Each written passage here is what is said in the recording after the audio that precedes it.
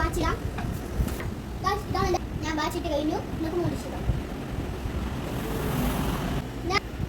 ഞാൻ മുടിച്ച് കഴിഞ്ഞിട്ടുണ്ട്. അടുത്ത് ഞാൻ ചെരുപ്പാണ് ഇടാൻ പോകുന്നത്. ഇതാണ് എൻ്റെ ചെരുപ്പ്. ഞാൻ ചെരുപ്പ് ഇട്ടിട്ട് വരാം.